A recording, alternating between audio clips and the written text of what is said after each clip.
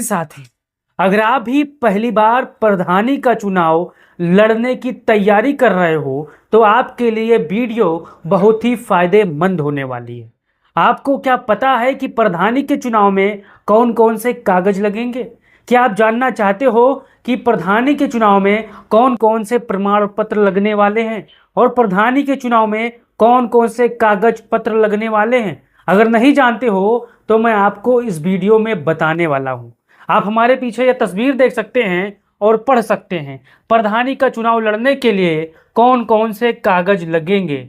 अगर आप इस वीडियो पर पहली बार आए हो तो पहली बार प्रधानी का चुनाव लड़ना चाह रहे हो तो अपना राय जरूर दो, और अपने गांव की तस्वीर ऐसे बदलना चाहते हो तो आप अपना राय जरूर दो। और मैं आपको बताऊंगा कि अपने आप ही आपका पर्चा, प्रधानी का पर्चा ऑटोमेटिक भर जाएगा, बस आपको कुछ धन खर्च करना होगा।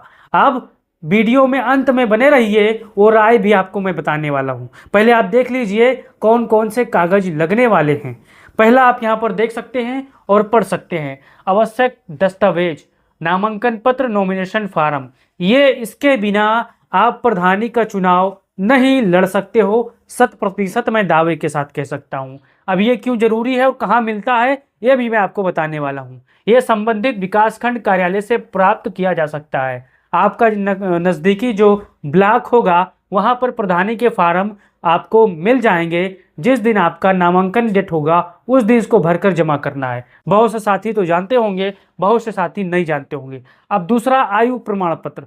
ये बहुत ही जरूरी दस्तावेज है, इसके बिना आपका पर्चा खारिज हो जाएगा। आपका पर्चा कूड़ेदान में जो अधिकारी होते हैं फेंक देंगे अगर आयु प्रमाण पत्र नहीं होगा तो। साथियों, उम्मीदवार की आयु कम से कम 21 वर्ष की होनी चाहिए। ये आयु प्रमाण पत्र प्रमाणित करता है कि जो उम्मीदवार होगा वो 21 वर्ष का है या नहीं है। साथियों, फिर यहाँ पर आप देख सकते हैं जातीय प्रमाण पत्र। ये भी उन सीटों पर जरूरी है जिनके लिए सीट आरक्षित हुआ है। आप पढ़ लीजिए, यदि सीट अनुसूचित जाति एससी, अनुसूचित जनजाति एसटी या अन्य पिछड़ा वर्ग ओबीसी के लिए आरक्षित से संबंधित जातीय प्रमाण पत्र की आवश्यकता होती है। अब मैं आपको सरल भाषा में समझाया जा रहा हूं। जैसे कि आपका सीट एससी हुआ या ओबीसी हुआ या एसटी हुआ तभी आपका जातीय प्रमाण पत्र लगेगा, अन्यथा नहीं लगेगा। सामान्य सीट पर कोई जरूरी नहीं है कि आप जाति प्रमाण पत्र लगा दो। फिर चलते हैं दूसरे, यहाँ पर आप देख सकते हैं तीसरे नंबर पर निवास प्रमाण पत्र। यह भी बहुत ही जरूरी कागज है, इसके बिना आपका पर्चा खारिज हो जाएगा। भाइयों, आप यहाँ पर पढ़ सकते हैं, उम्मीदवार को संबंधित ग्राम पंचायत का निवासी होना चाहिए। यानी निवास प्रमाण पत्र भी ये दर्शाता है कि आप उस गांव के निवासी हो। जिस गांव से पंचायत का चुनाव, प्रधानी का चुनाव या बीडीसी का चुनाव या ब्लॉक प्रमुखी का चुनाव लड़ने जा रहे हो या लड़ने की तैयारी कर रहे हो। साथियों, पांचवा, ये भी बहुत ही अहम जरूरी है, इसके बिना आपका पर्चा रद्द हो जाएगा, मतदाता सूची की प्रति। अगर आप अपने नामांकन पत्र में ये नहीं लगाएंगे, उसको कॉलम को हाइड करके अपने नाम के आगे, तो आपका पर्चा खारिज हो जाएगा। उम्मीदवार और प्रस्तावक, जो आपका प्रस्तावक होगा उसका नाम की मतदाता सूची प्रमाणित प्रति संकलन करनी होगी। जब आप पर्चा भर रहे हो तो ये भी प्रमाणित करना है कि जो आपका प्रस्तावक होगा वो भी आपके गांव का निवासी होना चाहिए। अगर आपका प्रस्तावक आपके गांव का निवासी नहीं है तो आपका पर्चा खारिज हो जाएगा। ये भी ध्यान देने वाली बात है। फिर चलते हैं छठवां, शपथ पत्र। उम्मीदवार को यह घोषित करना होता है कि वह किसी आपराधिक मामले में दोषी नहीं है और ना ही किसी सहकारी बैंक या बैंक का बकायादार है। यह बहुत ही जरूरी दस्तावेज है। ये आपको भी वहां पर प्रमाणित करना होगा कि मुझ पर कोई सजा नहीं है, न मैं किसी बैंक का कर्जदार हूं, न बकायादार हूं। फिर चलते हैं सातवां, जमानत राशि। ये बहुत ही अहम और जरूरी है। अगर आप जमानत राशि नहीं भरोगे तो पर्चा भी खारिज हो जाएगा। अब मैं आपको बताने वाला हूँ। ग्राम प्रधान पद के लिए 2000 की जमानत राशि जमा करनी होती है। कुछ जिलों में ज़्यादा होगी, कुछ जिलों में कम होगी। लेकिन एक चीज़ को आप ध्यान देनी है, एससी, एसटी, ओबीसी और महिला उम्मीदवारों के लिए यह राशि आधी होती है। अगर आप एससी समाज से हो, एसटी समाज से हो, ओबीसी से हो या महिला उम्मीदवार हो तो आपको यहाँ पर 1000 रुपये मिनिमम यहाँ पर जमानत राशि देनी होगी। साथियों, ये भी ध्यान देना वाली योग्य बात है। फिर चलते हैं अंतिम, यहाँ पर देख सकते हैं प्रस्तावक का विवरण। अगर आप प्रधानी का चुनाव लड़ना चाहते हो या लड़ने की तैयारी कर चुके हो, पहली बार यहाँ पर वो पर्चा भरने जा रहे हो तो आपको एक चीज़ ध्यान देना होगा, आपका जो प्रस्तावक होगा जो आपके साथ भी वहाँ पर लगेगा, तो प्रस्तावक का विवरण, प्रस्तावक संबंधित ग्राम पंचायत का पंजीकृत मतदाता होना चाहिए। मैं आपको ये बात पहले बता दे रहा हूँ कि अगर आप प्रधानी का चुनाव लड़ने जा रहे हो, अगर आपका प्रस्तावक किसी दूसरे गाँव का है तो आपका पर्चा खारिज हो जाएगा। प्रस्तावक आपके गाँव का ही होना चाहिए, आपके ही इलाके का होना चाहिए। अगर दूसरे गांव का होगा तो पर्चा खारिज हो जाएगा, आपको ध्यान देना है ये। फिर महत्वपूर्ण निर्देश, ये भी आप पढ़ लीजिए और सुन लीजिए। सभी दस्तावेजों की सत्यापित प्रतियां संकलन करें। शपथ पत्र को नोटरी, तहसीलदार या नायब तहसीलदार से प्रमाणित कराना आवश्यक है। नामांकन पत्र में कोई भी त्रुटि होने पर उसे अस्वीकार किया जा सकता है, इसलिए ध्यानपूर्वक अपना पर्चा भरें।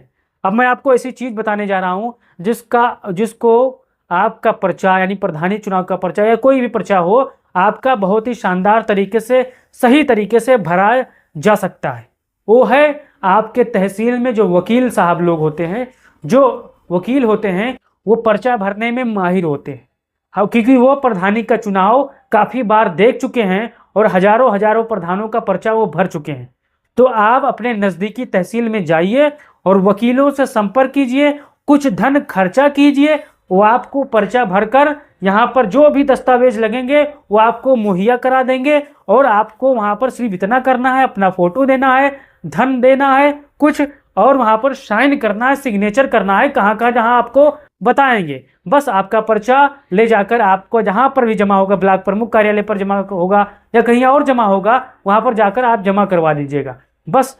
लेकिन आप खुद अपने आप जब पर्चा भरोगे तो पर्चा हो सकता है गलती हो जाए, हो सकता है पर्चा रद्द हो जाए, या तमाम तरह की बातें होती रहती हैं साथियों।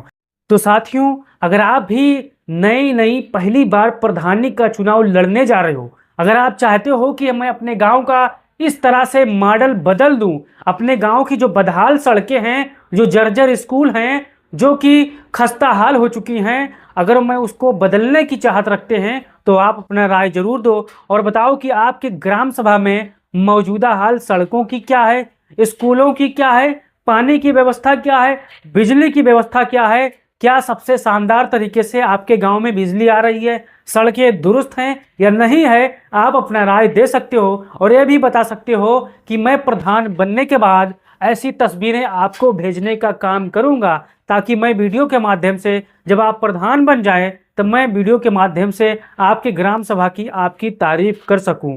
क्योंकि साथियों, उत्तर प्रदेश की ग्राम सभा में ऐसी ऐसी तस्वीरें, ऐसे ऐसे गांव पड़े हैं जहां पर गांव को एकदम भव्य तरीके से सरकारी पैसे का उपयोग करके शानदार तरीके से एकदम से बना दिया गया है कि आप एक बार उस गांव में घुस जाएंगे तो आप उस गांव से वापस नहीं आएंगे। इतना शानदार तरीके से उस गांव में विकास हुआ है।